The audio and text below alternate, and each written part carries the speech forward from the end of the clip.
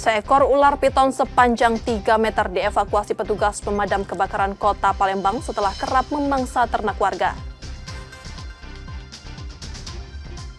Sungai Musi Palembang kembali dipadati warga saat Festival Bidar memeriahkan hari ulang tahun kemerdekaan Republik Indonesia ke-80 tahun. Digelar untuk kelima kalinya, turnamen sepak bola usia dini Garuda International Cup 2025 diramaikan tim dari 12 negara Asia.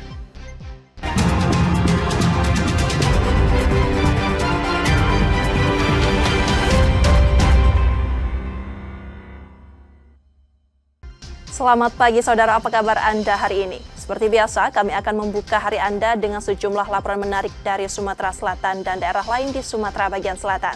Selain berita utama tadi, masih ada informasi-informasi menarik lainnya yang akan kami sampaikan. Bersama saya Rizka Selviana, inilah Kompas Sumbaksel selengkapnya.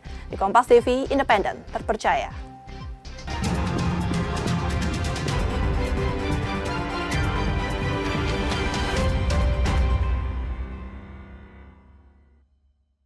Di informasi pertama, saudara, seekor ular piton sepanjang 3 meter dievakuasi petugas pemadam kebakaran Kota Palembang setelah kerap memangsa ternak warga. Proses evakuasi berlangsung dramatis karena ular yang tengah mengerami telur berusaha menyerang petugas. Ayo, tarik yang pakai sarung tangan, Mas. Aku lepas dia. Petugas pemadam kebakaran mengevakuasi seekor ular piton sepanjang 3 meter dari semak belukar di belakang rumah warga di Jalan Setungkal 8 Ilir Timur 2 Palembang. Proses evakuasi berlangsung cukup sulit. Ular yang tengah mengerami telur beberapa kali berusaha menyerang petugas, hingga mereka harus berjibaku selama 30 menit sebelum berhasil mengamankannya. Evakuasi dilakukan setelah warga melaporkan keresahan lantaran ayam dan hewan ternak mereka kerap dimangsa.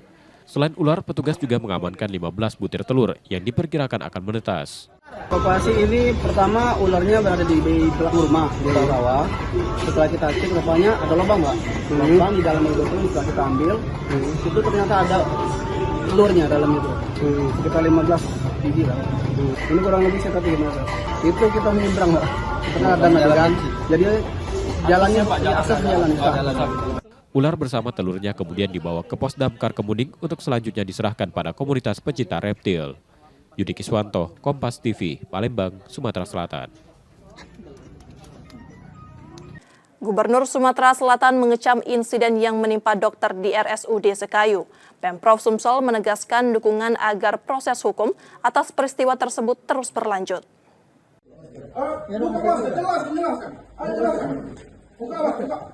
Terkait kasus intimidasi pada dokter di RSUD Sekayu, Gubernur Sumatera Selatan Herman Deru menugaskan Kepala Dinas Kesehatan Provinsi untuk mengawal penanganannya. Insiden ini dikecam sebagai peristiwa yang dapat merusak semangat tenaga kesehatan dalam menjalankan tugas. Kenal bermaafan boleh, tapi secara hukum itu tetap jalan karena ini presiden buruk ya bagi semangat nakes kita yang harus tetap terjaga, apalagi itu spesialis yang mau mengabdi di daerah ini kita sangat hargai. Malah masih ada yang berlaku tidak wajar seperti itu. Jadi saya mengecam. Kadinkes Sumsel telah turun ke RSUD Sekayu pada 14 Agustus lalu. Dari hasil laporan, prosedur yang dijalankan rumah sakit sudah sesuai, namun keluarga pasien tidak menerima penjelasan hingga bertindak arogan. Kadinkes juga membenarkan adanya teror yang dialami korban dan telah dilaporkan pada polisi. Setelah kami lihat SOP dan kegiatan terjadi alur daripada pelayanan dan juga permasalahan pasien ini, ternyata memang pasien ini mungkin tidak mengerti ya, bahwa saya itu dahak itu dengan periksa dahak itu dibilang lama sekali 3 hari, padahal cuma 1 hari selesai. Rupanya sekata dokter ini kemarin, bukannya dahak yang dikeluarkan air ludah, kan nggak ada hasilnya, makanya diulang-ulang terus karena ibunya nggak bisa keluar dahak dan dirangsang dengan obat, baru keluar 3 hari keluarganya marah-marah. Nah, ini yang tidak bisa kita terima. Mungkin mereka tidak mengerti SOP, tentunya sudah dijelaskan masih juga arogan. Intinya kami mengecam semua tindakan kekerasan terhadap nakes, karena siapa lagi mau melayani di daerah-daerah tersebut kalau tidak ada memang yang nakes-nakes yang ditempatkan di sana, apalagi di daerah ya. Ada kabar Dokter Sapi dapat ancaman, Pak? Ya, dari kita sendiri seperti apa, Pak? Ancaman, tetapi langsung dikelirkan, langsung lapor kepada Bupati, Forkompinda, Polres dan juga Kajati. Misalnya tidak ada lagi.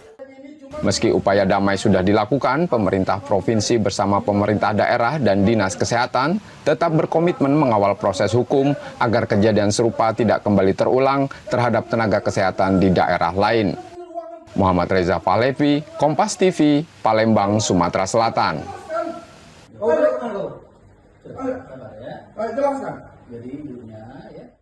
Balutan busana tradisional khas Sumatera Selatan mewarnai peringatan HUT ke-80 Kemerdekaan Republik Indonesia di halaman Geria Agung Palembang.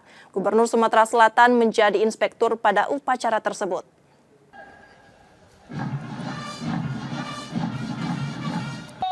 Upacara peringatan ke-80 Kemerdekaan Republik Indonesia di Palembang, Sumatera Selatan dimulai tepat pukul 7. Gubernur Sumatera Selatan Herman Deru bertindak sebagai inspektur upacara dengan AKBP Irfan Abdul Gofar sebagai komandan. Pengibaran bendera merah putih berlangsung lancar dan hikmat oleh putra-putri terbaik Sumatera Selatan. Vanessa Tri Margareta dipercaya sebagai pembawa bendera, sementara M. Farhan Ataya, M. Rafil Naufal, dan M. Fadil Dewantara menjadi petugas pengibar. Peringatan kemerdekaan tahun ini digelar untuk menumbuhkan semangat generasi muda, sekaligus meneguhkan rasa cinta masyarakat Sumatera Selatan terhadap tanah air. Nuansa kebudayaan semakin kental dengan kewajiban bagi istri dan pejabat wanita menggunakan pakaian adat daerah sebagai simbol kebanggaan akan warisan leluhur. Ini bukan hanya sekedar memperingati hari kemerdekaan, bukan juga hanya sekedar memperingati detik-detik proklamasi, tapi ini adalah cara bangsa untuk mendidik semangat bagi seluruh generasi muda dan para penerus bangsa, termasuk kita-kita yang sedang mengabdi saat ini, agar terus berkobar semangat. Sejalan dengan tema, para istri kepala OPD tampil anggun dalam busana tradisional khas Sumatera Selatan menambah semarak perayaan di Geria Agung. Muhammad Reza Pahlevi, Kompas TV, Palembang, Sumatera Selatan.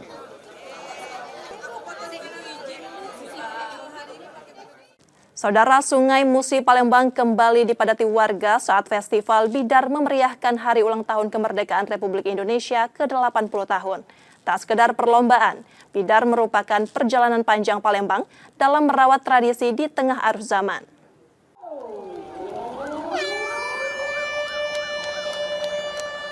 Festival Perahu Bidar kembali mewarnai Sungai Musi pada peringatan Hari Kemerdekaan Minggu 17 Agustus 2025.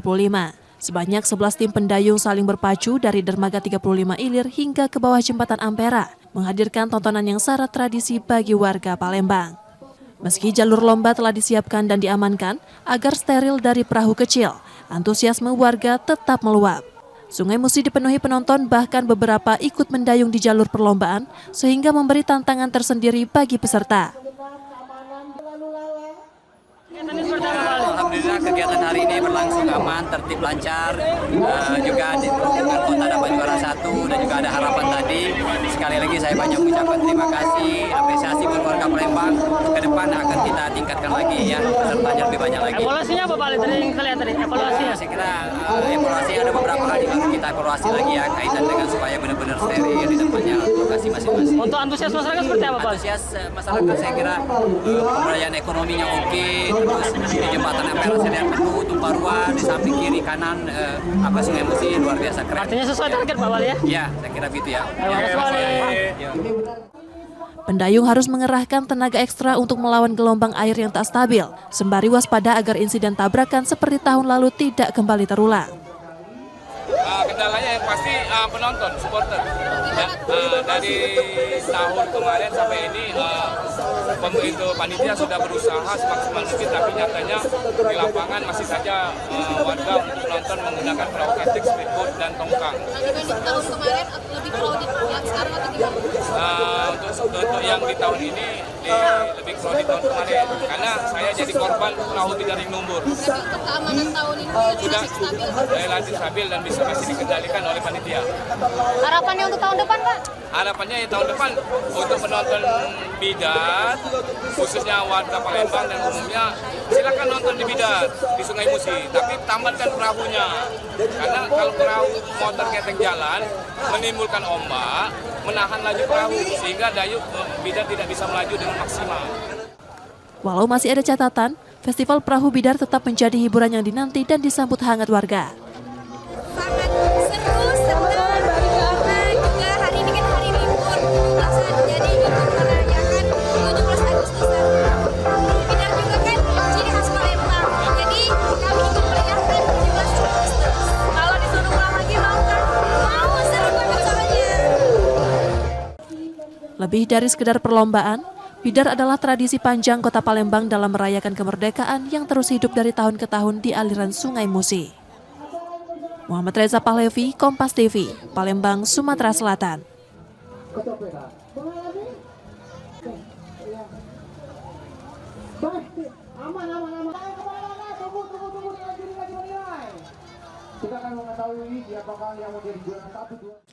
Lomba Perahu Bidar menjadi tradisi khas Palembang yang selalu hadir setiap peringatan Hari Kemerdekaan.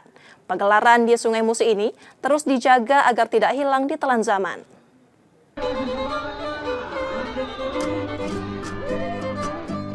Peringatan Hari Kemerdekaan di Palembang tak pernah lepas dari lomba perahu bidar yang digelar di Sungai Musi. Tradisi ini telah mengakar sejak zaman Kesultanan Palembang Darussalam pada 1898 ketika dikenal dengan sebutan kenceran. Pada masa kolonial Belanda, lomba bidar bahkan menjadi bagian dari perayaan ulang tahun Ratu Wilhelmina. Bagi masyarakat Palembang, bidar bukan sekedar perlombaan adu cepat di sungai, melainkan warisan budaya yang syarat nilai sejarah dan kebersamaan. Budayawan menilai tradisi ini harus terus dilestarikan agar tidak tergerus zaman. Mereka mendorong agar perlombaan dikembangkan ke kampung-kampung, sehingga setiap wilayah memiliki ajang bidar sendiri. Jadi kalau dulu sampai tahun 1976 saya masih kecil, dulu bidar ini milik kampung. Misalnya kampung satu Ulu punya satu bidar, 16 Ulu satu bidar, 16 Ulu satu bidar, 3 Ilir satu bidar, 36 Ilir satu bidar. Nah itu milik kampung. Jadi ketika akan ada lomba, kampung ini yang sedekah, tanda kutip, supaya dikembalikan ke kampung-kampung. Bagaimana caranya, misalnya mengajak koordinasi dengan camat, kemudian lurah-lurah di semacam di Kota Palembang, untuk bagaimana menyediakan masing-masing dapat menyediakan perahu bidar. Selain menjadi agenda budaya, lomba perahu bidar juga kerap dikaitkan dengan legenda Putri Dayung Merindu, kisah rakyat Palembang yang telah hidup ratusan tahun. Dari sisi sejarah, bidar tetap menjadi denyut tradisi yang memperkaya identitas Kota Palembang. Nur Muhammad, Kompas TV, Palembang, Sumatera Selatan.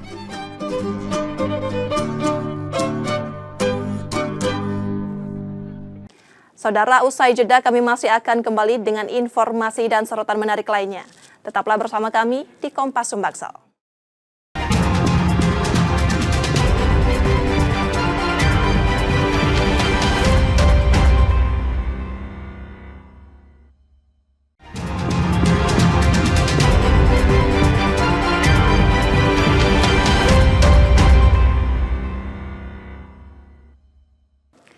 Saatnya kita akan melihat sorotan dari daerah di Sumatera bagian selatan. Berikut laporan dari Bengkulu, Jambi, Lampung, dan Bangka Belitung. Dua tersangka baru dari kasus perjalanan dinas fiktif di DPRD Kabupaten Kepahyang tahun 2021-2023 ialah mantan Ketua DPRD Kepahyang, Windra Purnawan, dan mantan Wakil Ketua DPRD Andrian Devandra. Tersangka Andrian Devandra sendiri saat ini kembali terpilih sebagai anggota DPRD Kabupaten Kepahyang periode 2024 hingga 2029. Kasih Pidana Khusus Kejari Kepahyang Febrianto Ali Akbar mengungkap peran kedua tersangka yakni bertanggung jawab membuat surat perintah perjalanan dinas fiktif. Selain untuk dirinya, SPPJ fiktif juga dibuat untuk 5 anggota DPRD saat itu yang beberapa waktu lalu sudah ditetapkan tersangka dan ditahan.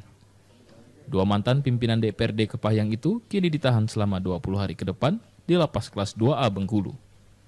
Yang kami temukan pada proses penyidikan bagi dirinya sendiri terdapat beberapa perjalanan dinas fiktif dan juga terkait dengan kedua tersangka.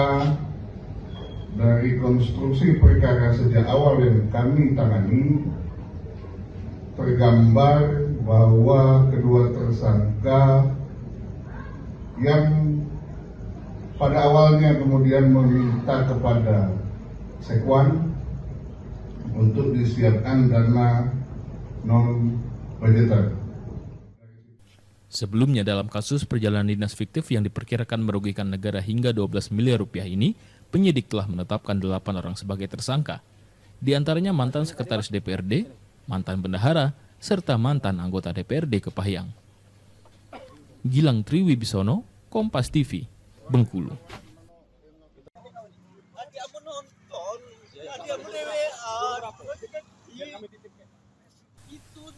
Pelaku ini menangis saat ditangkap dan akan dibawa ke kantor polisi. Ia berdalih tak melakukan tindak kejahatan.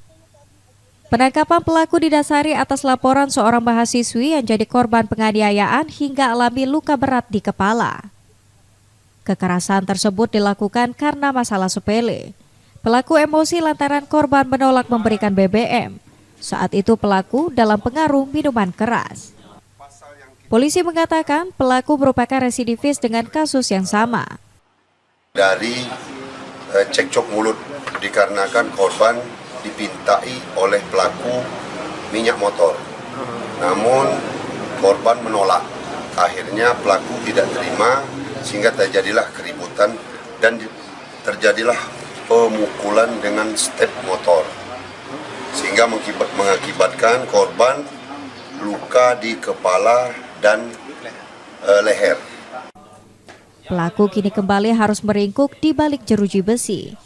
Ia dijerat pasal 351 KUHP dengan ancaman hukuman 5 tahun penjara. Bayazir Al-Raihan, Kompas TV Bengkulu. Setidaknya ada 4.417 tenaga honorer yang diusulkan menjadi P3K paruh waktu. Namun data honorer yang diusulkan itu terlebih dahulu akan divalidasi. Honorer yang diusulkan untuk diangkat menjadi P3K paruh waktu merupakan honorer yang masuk dalam kategori R2, R3, dan R4. Kebutuhan tersebut akan diusulkan paling lambat pada 20 Agustus mendatang. Meski Pemprov telah mengusulkan kebutuhan P3K sesuai dengan jumlah honorer, alokasi kuota P3K akan ditetapkan oleh Kemenpan RB. Database yang ada di kita di BKD ada 4.471 orang yang nanti akan kita usulkan. Tetapi hari ini kita masih lakukan validasi terkait dengan data-data dimaksud. Kekhawatiran kami mungkin ada di antara 4.471 ini yang mengundurkan diri atau minta berhenti atau hal-hal lain yang di luar dugaan kita. Sehingga nanti kami validasi untuk diusulkan. Kekhawatiran kita jangan sampai nanti kita usulkan ternyata orangnya tidak aktif lagi. Skema pengangkatan P3K paruh waktu dilakukan tanpa tes. Kemenpan RB akan menetapkan alokasi paling lambat pada 1 September dan penetapan P3K akan dilakukan paling lambat 30 September mendatang. Bayazir Al-Raihan, Kompas TV Bengkulu.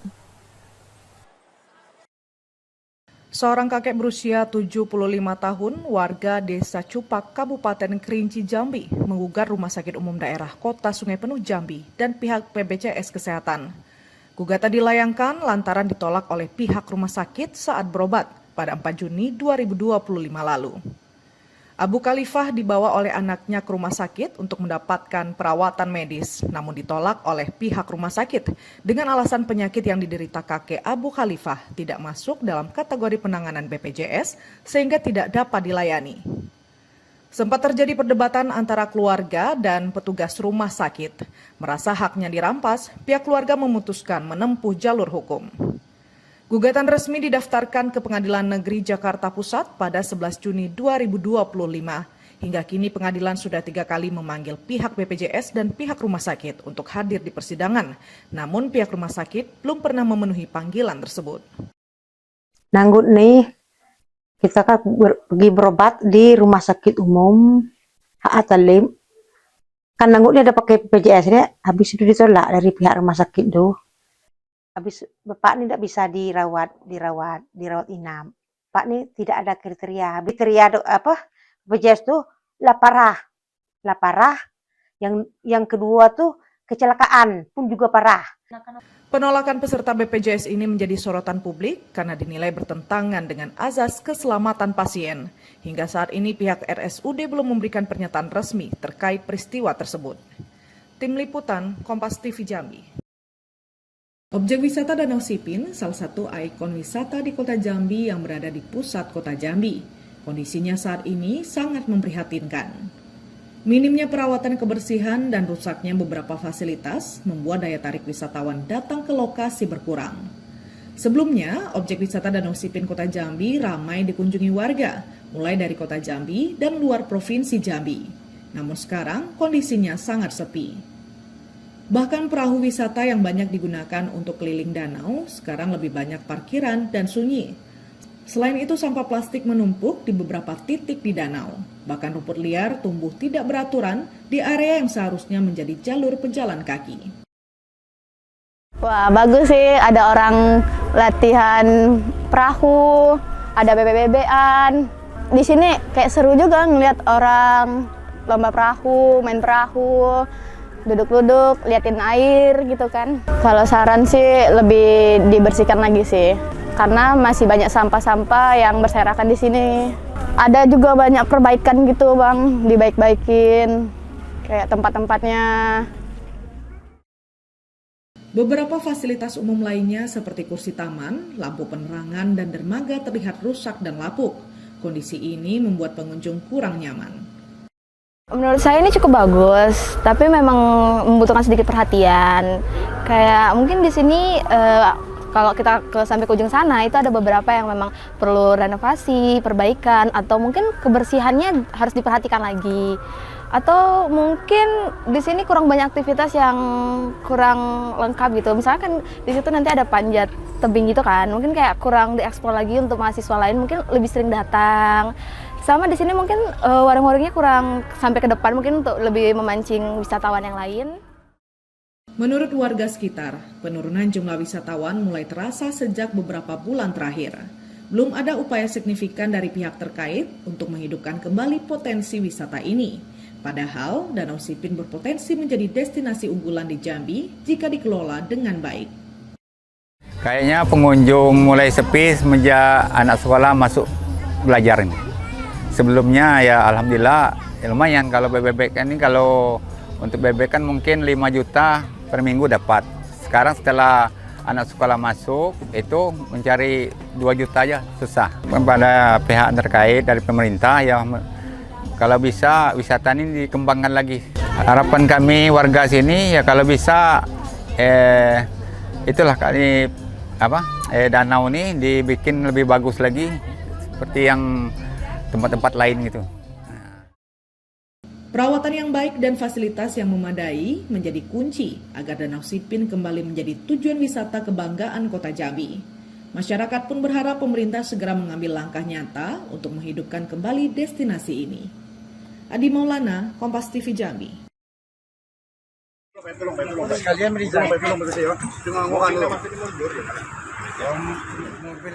Misteri penemuan mayat anonim tanpa kepala di pesisir pantai Cukuh Pandan, Pekon Padang Ratu, Kecamatan Limau, Kabupaten Tanggamus Lampung pada 15 Juni lalu akhirnya terungkap.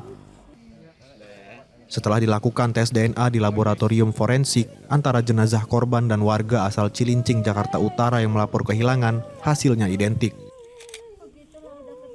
Sebelumnya, korban yang diketahui bernama Akbar Tanjung ini ditemukan tergeletak di atas bebatuan tepi pantai dengan kondisi tubuh tak utuh dan tanpa identitas. Sekarang begitu hasil dari DNA keluar, kami langsung berkomunikasi kepada pihak keluarga, dan sekarang keluarga bisa kita lihat di belakang berencana untuk membawa almarhum Akbar untuk dilakukan pemakaman di kediaman dia yang ada di Jakarta Utara. Pihak Polres Tanggamus Lampung menyerahkan jenazah pria berusia 24 tahun ini ke pihak keluarga untuk dibawa ke rumah duka dan dimakamkan. Diketahui korban yang merupakan seorang nelayan ini dilaporkan hilang pada 2 Juli 2025. saat sedang melaut dan resmi tercatat sebagai orang hilang di Polres Kepulauan Seribu pada 3 Juli 2025. Jenazah anak saya akan dibawa ke Jakarta malam ini juga. Jadi kita sementara nunggu ambulan, begitu ambulan datang, saya segera bawa ke Jakarta.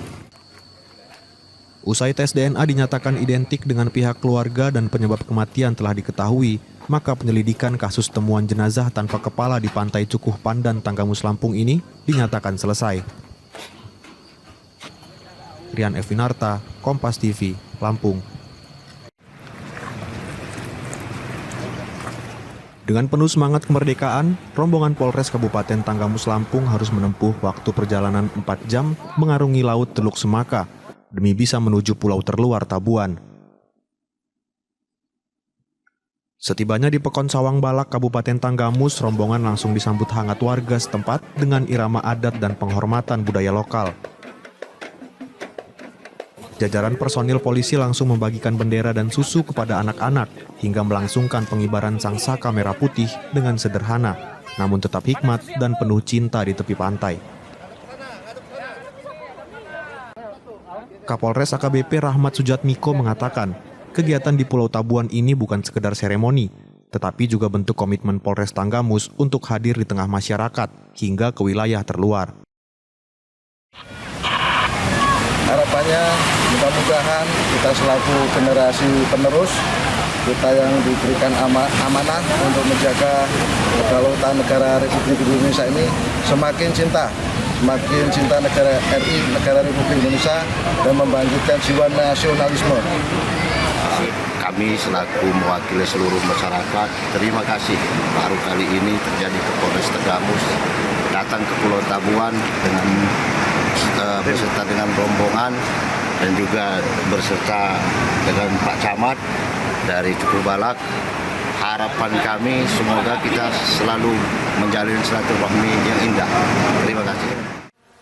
Diharapkan dengan kunjungan jajaran Polres Tanggamus ini, warga bisa terus menjaga semangat cinta tanah air di hari kemerdekaan, meski tinggal di wilayah terluar. Rian Evinarta, Kompas TV, Lampung.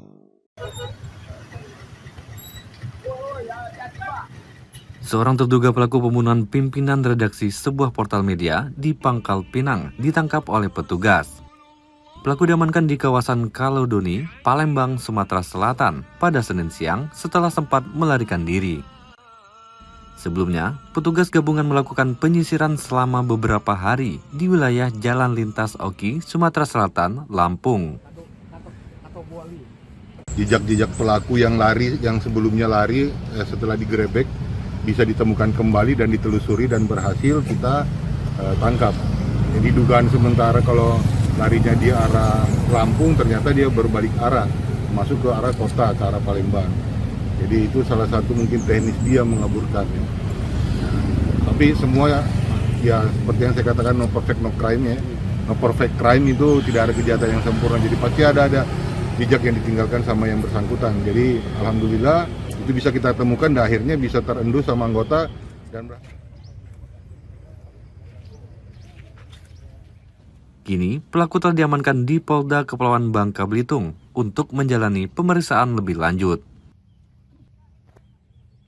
Nanda Ardiansah, Kompas TV, Pangkal Pinang, Kepulauan Bangka Belitung. Nah, ini terduga pelaku pembunuhan. Setelah buron selama beberapa hari, Hasan Basri, otak dari pembunuhan pimpinan redaksi portal media di Pangkal Pinang, akhirnya diringkus di wilayah Kalodoni, Sumatera Selatan. Pelaku mengaku kecanduan judi online, hingga akhirnya melakukan aksi kejinya terhadap korban, guna merampas mobil korban untuk dijual, sekaligus sebagai sarana melarikan diri. Kami akan persilakan rekan-rekan dan media. Candu judi online berpikir bagaimana cara mendapatkan uang secara cepat. Sasarannya adalah mobil korban. Kenapa itu bisa kita rangkai seperti itu? Pelaku berhasil menghubungi orang untuk menjual mobil tersebut dan sudah di DP sekitar 1.300.000. Jadi sudah ada transaksi awal. Mobil ini sudah di DP sama pihak pembeli. Nah, walaupun belum sampai ke tangan si pembeli, dari cerita ini kita simpulkan bahwa ini motif ekonomi adalah untuk memiliki harta korban untuk bermain judi online.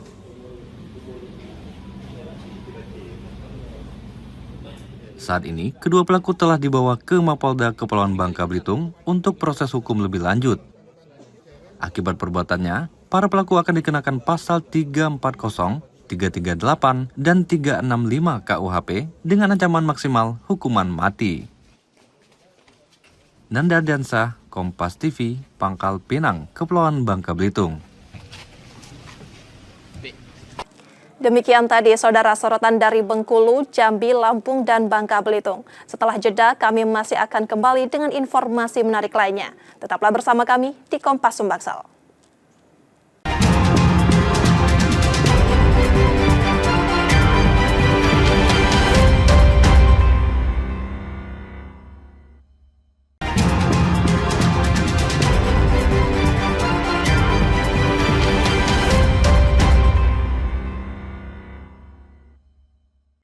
Rizka Silviana masih menemani Anda di Kompas Sumbaksel, saudara.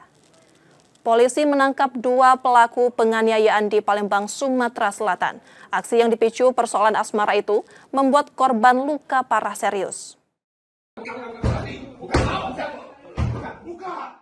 pelaku penganiayaan terhadap seorang pria di Palembang diringkus polisi di sebuah hotel kawasan Sukarami. Mereka adalah Rido Yurdani dan Hardian Syahairul yang ditangkap tanpa perlawanan oleh tim 4 Subdit 3 Jatandras di Treskrim Polda Sumsel. Kasus ini bermula ketika korban mendatangi tersangka di Jalan Perindustrian 2, Kelurahan Kebun Bunga, karena cemburu hubungan teman wanitanya dengan salah satu tersangka. Pertengkaran mulut berujung fatal saat tersangka mengambil senjata tajam dan bersamarkannya, mengeroyok korban menggunakan sajam dan kayu. Akibat penganiayaan itu, korban menderita luka serius. Laporan kemudian dibuat keluarga korban ke Polrestabes Palembang. Korban mendatangi pacarnya, kemudian ada pelaku, yang mana pelaku dan bersama temannya langsung cekcok mulut dan berakhir dengan pembacokan bagian kepala. Dan setelah itu dilakukanlah pelarian oleh tersangka dan laporannya itu ada di Polda dan dilakukan pengejaran oleh Subdit 3 Jatandras Polda Sumsel. Kini kedua tersangka ditahan di Polda Sumsel dan terancam hukuman hingga 9 tahun penjara. Reski Oktora, Yudi Kiswanto, Kompas TV, Palembang, Sumatera Selatan.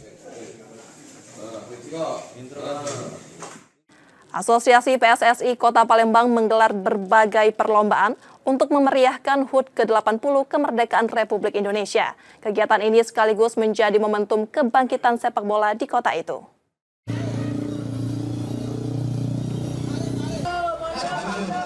Dalam memperingati hari ulang tahun ke-80 Kemerdekaan Republik Indonesia, Asosiasi Kota PSSI Palembang menggelar beragam perlombaan, mulai dari makan kerupuk, balap karung, hingga biliar. Kegiatan ini diikuti pengurus Askot PSSI, perwakilan pemain muda, serta insan sepak bola di Palembang. Kalau untuk sepak bola sendiri, di 17 Agustus ini sendiri, semoga sepak bola di Kota Palembang makin sukses lagi dan makin jaya, dan juga kekompakan dalam sepak bola adalah merupakan bentuk silaturahmi terhadap para insan sepak bola yang ada di Kota Palembang. Selain itu, SSB yang ada di Kota Palembang ini agar lebih banyak lagi melakukan pembinaan sepak bola, hingga kita dari Kota Palembang sendiri dapat mendapatkan bibit-bibit lokal sendiri agar dapat bisa bermain di nasional. Tak sekedar merayakan kemerdekaan, perlombaan juga menjadi ajang mempererat solidaritas antar pengurus dan pelaku sepak bola di kota ini. Senang bisa ikut lomba ini, bisa refreshing otak lah. Ya tetap semangat buat anak-anak Palembang, Sumatera Selatan juga, tetap semangat latihan, terus berproses. Melalui momentum tersebut, Askot PSSI Palembang berharap geliat sepak bola terus bangkit menuju arah yang lebih baik, sekaligus mendorong semakin banyak SSB yang fokus pada pembinaan pemain usia muda. Nur Muhammad, Kompas TV, Palembang, Sumatera Selatan. Sebagai bagian dari persiapan menuju kompetisi mendatang, Sriwijaya FC menjajal kekuatan tim lokal Oman FC di lapangan Panahan Jakabaring Sport City. Uji coba ini menjadi ajang pembenahan taktik dan strategi Laskar Wongkito.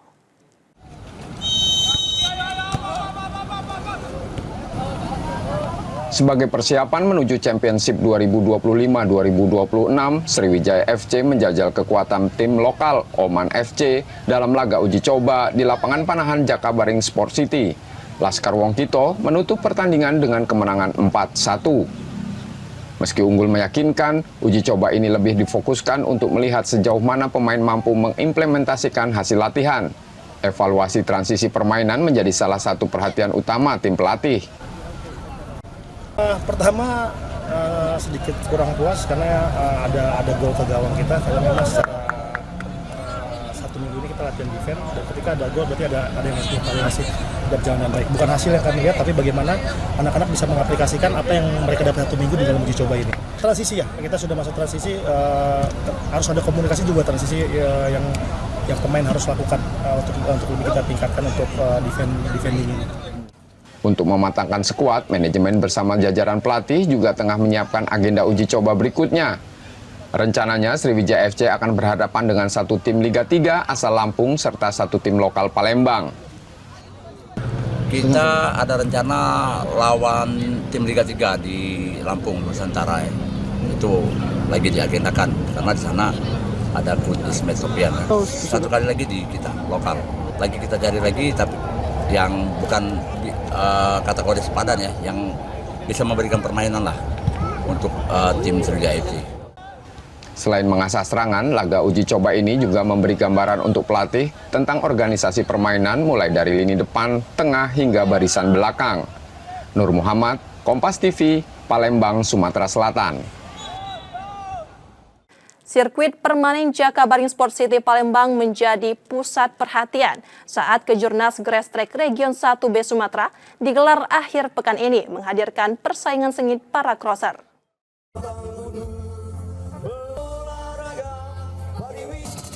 Pengurus Provinsi Ikatan Motor Indonesia Sumatera Selatan menggelar kejuaraan nasional Grass Track Region 1B Sumatera putaran kedua tahun 2025. Lomba yang dipusatkan di sirkuit permanen Jakabaring Sport City Palembang diikuti 269 crosser dari berbagai daerah, mulai dari Bangka Belitung, Bengkulu, Lampung, Jambi, Sumatera Utara, Jawa Barat, dan tuan rumah Sumatera Selatan.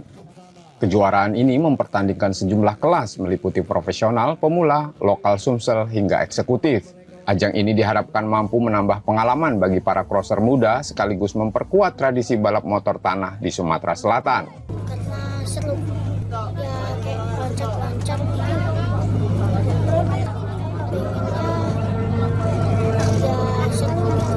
Pengennya banyak-banyak ya kejuaraan kayak gini ya. Pemerintah Provinsi Sumatera Selatan menyambut positif gelaran tersebut.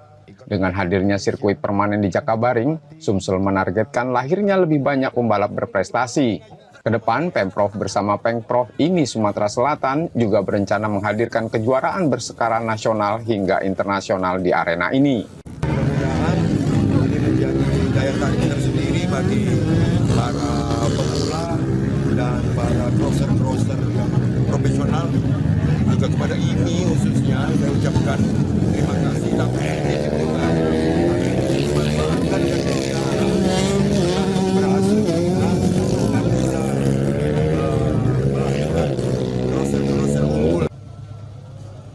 Gubernur Sumatera Selatan juga meresmikan sirkuit permanen Jakabaring Sport City yang baru rampung pembangunannya tahun ini.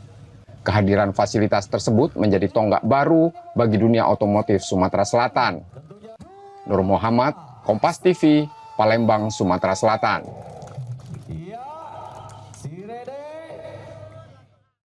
Asosiasi Kota PSSI Palembang mendorong peningkatan fasilitas stadion agar lebih layak untuk pembinaan sepak bola. Dukungan juga diberikan untuk rencana revitalisasi 2 stadion yang tengah dipersiapkan pemerintah Kota Palembang. Minimnya fasilitas stadion sepak bola di Palembang masih menjadi perhatian Asosiasi Kota PSSI setempat. 2 stadion yang ada, yakni Stadion Lapangan Hatta dan Kamboja, dinilai perlu ditingkatkan agar lebih layak digunakan. Selama ini kedua stadion tersebut kerap menjadi tempat berlatih sekolah-sekolah sepak bola serta arena pertandingan tingkat kota maupun provinsi. Namun, keterbatasan fasilitas dinilai belum cukup menunjang pembinaan dan penyelenggaraan kompetisi yang lebih baik. Askot PSSI Palembang menilai, stadion yang representatif akan berdampak besar bagi perkembangan sepak bola di kota ini. Di Kota Palembang minimnya lapangan sepak bola ya, yang untuk pembinaan SSB yang bisa menggunakan lapangan sepak bola. Nah, harapan saya ke depan semoga kita dapat dari Aspat sendiri akan memberikan yang terbaik untuk pembinaan sepak bola di Sumatera Selatan, khususnya di Kota Palembang, agar lapangan yang diimpikan, yang diidamkan oleh SSB, pecinta sepak bola akan segera terlaksanakan dengan baik dan rapi dan bisa digunakan secara baik buat warga Sumatera Kota Palembang. Rencana pemerintah Kota Palembang untuk merevitalisasi Stadion Hatta dan Kamboja pun mendapat dukungan penuh demi menghadirkan sarana olahraga yang lebih layak bagi pemain dan masyarakat. Nur Muhammad, Kompas TV, Palembang, Sumatera Selatan. Saudara, kami jeda sejenak, setelah itu kami masih akan kembali. Tetaplah bersama kami di Kompas Sumbaksel.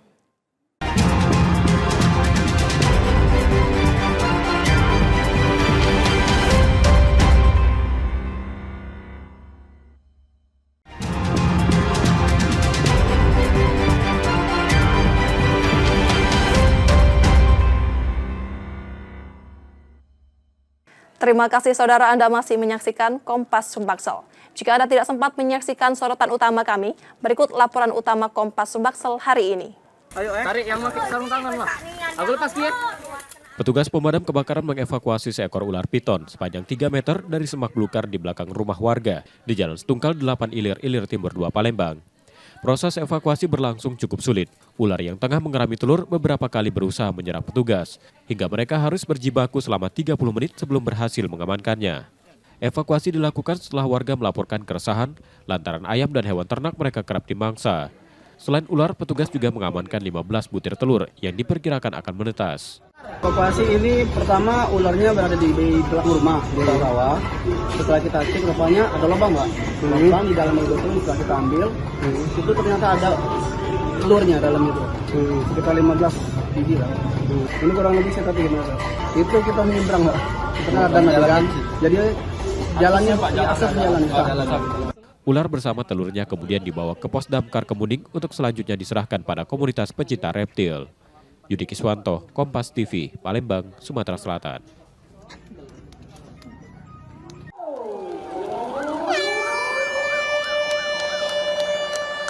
Festival Perahu Bidar kembali mewarnai Sungai Musi pada peringatan Hari Kemerdekaan Minggu 17 Agustus 2025.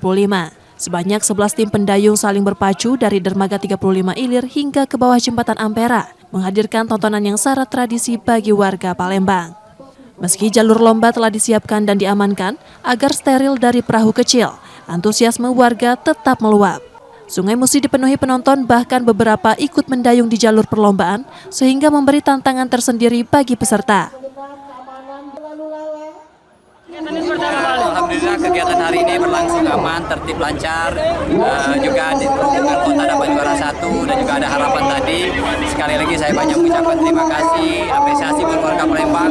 Ke depan akan kita tingkatkan lagi ya, pesertanya lebih banyak lagi. Evaluasinya apa Pak? Tadi kalian tadi evaluasinya? Saya kira evaluasi ada beberapa kali harus kita evaluasi lagi ya, kaitan dengan supaya benar-benar steril di tempatnya lokasi masing-masing. Untuk antusias masyarakat seperti apa Pak? Antusias masyarakat saya kira pemberdayaan ekonominya oke, terus di jembatan Ampera saya lihat penuh, tumpah ruah di samping kiri kanan Sungai Musi luar biasa keren. Artinya sesuai target Pak Wali ya? Iya, saya kira gitu ya.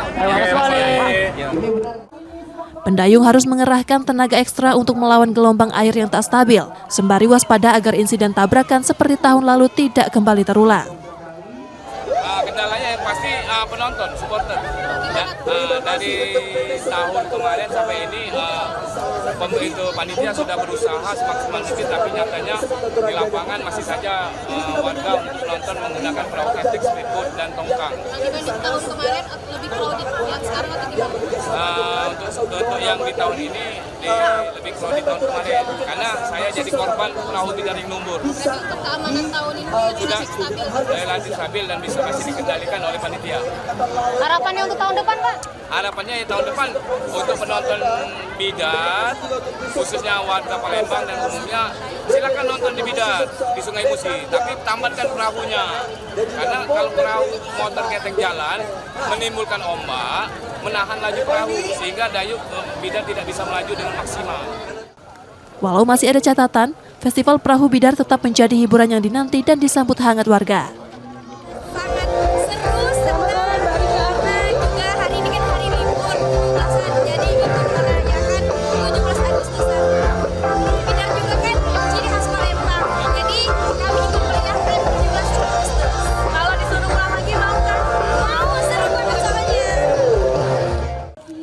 Lebih dari sekedar perlombaan, Bidar adalah tradisi panjang Kota Palembang dalam merayakan kemerdekaan yang terus hidup dari tahun ke tahun di aliran Sungai Musi. Muhammad Reza Pahlevi, Kompas TV, Palembang, Sumatera Selatan.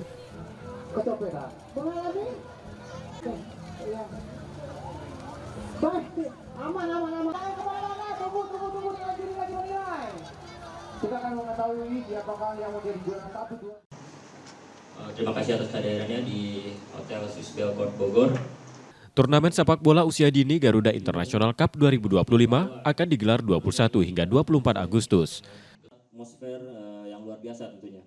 Berbeda dari tahun sebelumnya, ada penambahan kategori usia pada penyelenggaraan tahun ini. Mulai dari kelompok usia 10, 12, 15, dan 17 tahun. Ada 64 tim dari 12 negara yang ikut ambil bagian, diantaranya Guangzhou Evergrande Tiongkok, Sonan Belmer Jepang, TWK Football Pakistan, hingga Hwaseong FC Korea. Sementara wakil tuan rumah, selain Asiop ada pula CYATC Kemenpora, Asifah, hingga Papua Football Academy. Pertandingan akan digelar di 2 lokasi, yakni Asiop Training Group Sentul, serta Asiop Stadium Jakarta. PLT Dirtek PSSI Indra Syafri bilang, ajang GIC akan jadi salah satu wadah untuk pemantauan bibit pemain untuk timnas kelompok usia.